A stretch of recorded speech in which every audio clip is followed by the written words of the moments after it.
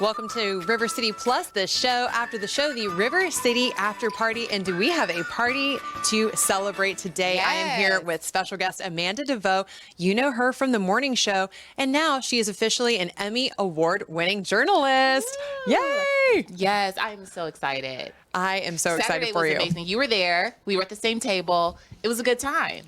So, Amanda, I think we have to rewind a little bit because this has been a long year. You have been working really diligently on the package that actually won you the award. So before we dive into the excitement, can you talk to us about your creation of the Ripple Effect and everything that put into it?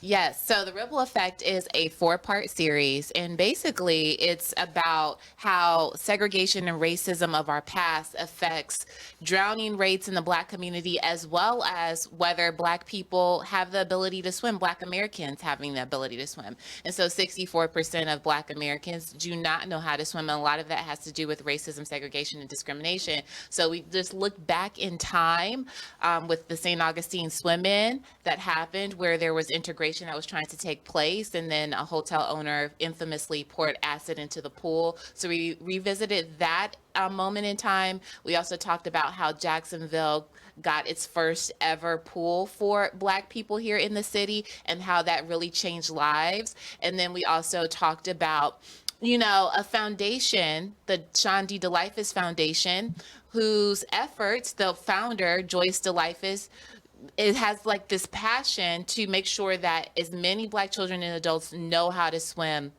And they're doing it all for free at the YMCA. We also talked with a woman who lost her son to a drowning, and she's turning her pain into a passion. She also has a foundation based out of Orlando, as well as working with legislators on how to have a water safety bill, a law put in place so that, people know how to swim and that, children are protected when they're going on field trips. And that's unfortunately how she lost her son, going on a field trip. And then we also talked about a reporter in the late 90s who unfortunately passed away while on the job. She drowned while on the job. Her name was Hope Bartlett. She was 24 years old.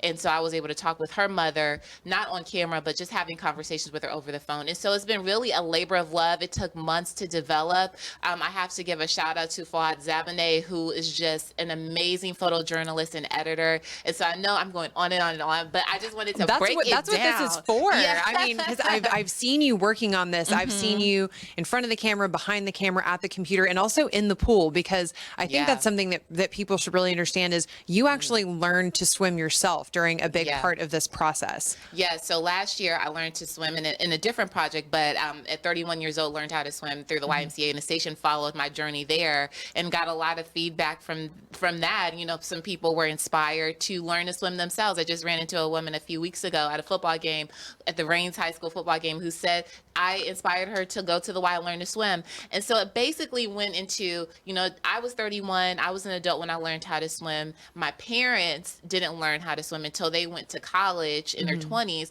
A lot of that had to do with the segregation of the past. They're baby boomers born in the 50s and 60s.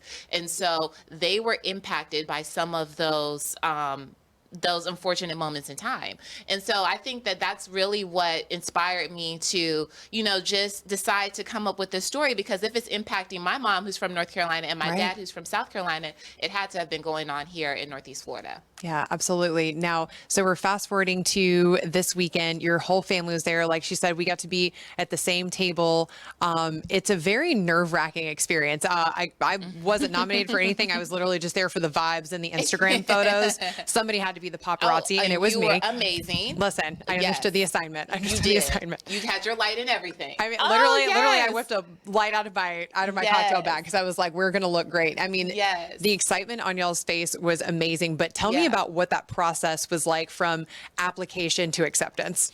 Okay, so it's really hard because you have 15 minutes to decide what part of this project you can include. And so the whole entire Ripple Effect series is 23 minutes. So it's really hard to figure out what you have to take out.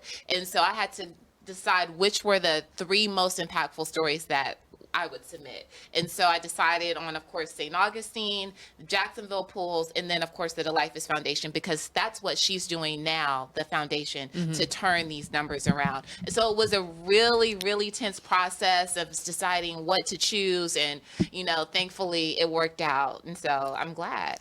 And then, so you submit for Emmys. I mean, and I don't think you realize this.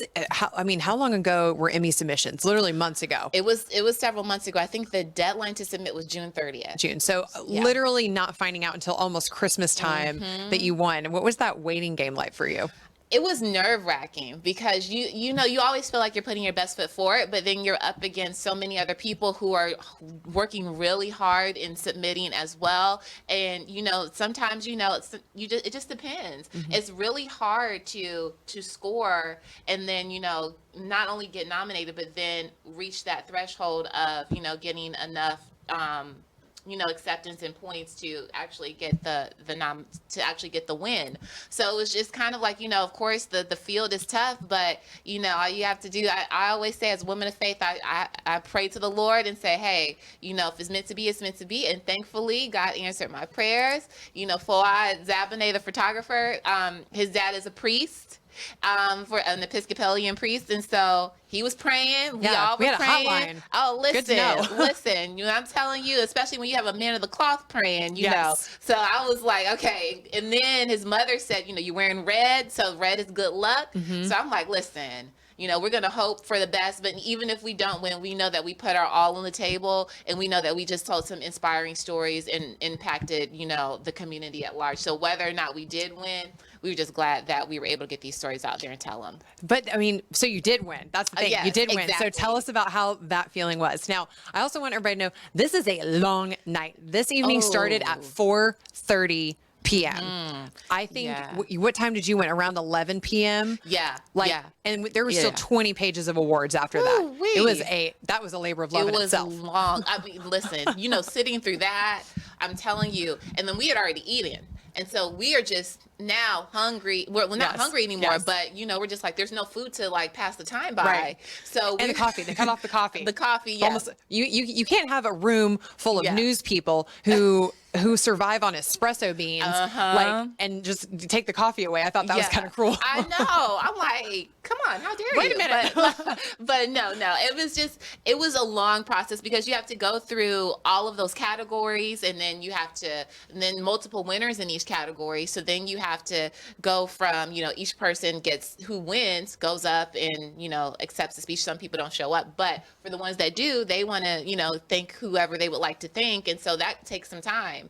So yes, it was definitely a process of sitting through it. Several bathroom trips were taking place at the tables. But yes, finally we were there. And by the way, I had to hold it. I had already went 3 times, but I had to hold it. I was like, I really wanted to go, but we had finally gotten close to my category, and I was like, see, I had on gloves too, so you have to take off the gloves. It was a process, even just going to the bathroom. So I'm like, okay, you know what?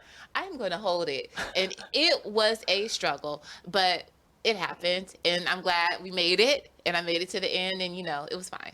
How did you feel afterwards? Like just getting to, like you and Fuad both just like hugged each other immediately. Like I saw your face, and you are always very graceful and very composed, but I could see that she wanted to just burst. But again, she's a professional and a former pageant queen, so she has her happiness but full speed under control. But how was that feeling? Oh my gosh, when we heard our names called, first of all, I was nervous. Also, it was the last one that they called, because there's no rhyme or reason to what order they get called in. Right. And so it was just kind of like when they finally called our name, I was like, oh my God, screaming. My mom was screaming. My dad was excited. My boyfriend Gino's mom was there, and Gino was filming us. It was just truly amazing. So, we lost it. I try to hold it and everything together, but listen, and my mom does too. She's classy, but she was like, listen, I'm screaming too. She didn't even realize she had started screaming until, the time came. So it was a very exciting moment because I've been nominated 3 times. So 3rd time was clearly the charm. Right. So I was glad that happened. Yeah, well, I am really excited for you. And we have a bunch of runners that walked away from this award ceremony holding Emmys in their hands. So we were really, really proud of the whole team from Channel 4. And now you are just one of the elite that is now an Emmy award winning journalist. An elite. Have we changed the IG bio and the LinkedIn bio? I would have done it that night. Yeah, it's been I would have been like, changed. hold on. Not LinkedIn just yet, but it's been changed. And I have a couple of events that I'll be emceeing, so I have to email them and circle back and say, hey, update that bio. Yeah, it's nominated, no more, award winning.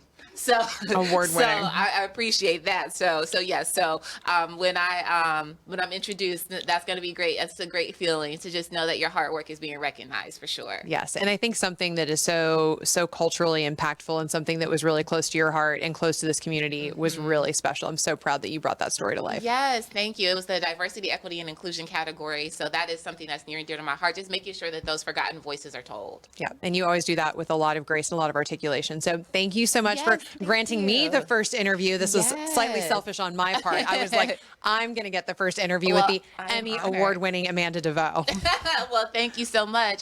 I appreciate the text that you sent at the last minute too. Yes, absolutely. I was like, hey girl, selfishly, I was like, I know you got a busy morning, but can you come be on the show? Yes, I appreciate it because, News 4 Jax brought home 7 Emmys. So I'm glad I'm the first one that you talked to. Absolutely. Okay. Now, shameless drop to the social. Where can we keep up with you and all the great stories that you're sharing? Absolutely. So on Instagram, it's Amanda DeVow _ because someone took that. So I have to do an underscore. So it's Amanda DeVow _ Amanda DeVow on Facebook, just my name everywhere. You find it. TikTok, I'm Amanda DeVow. It's very simple. DeVoe is how you spell the last name. Fantastic. Amanda, thank you. Can we get like a waving shot of you holding your Emmy? I was like, hold.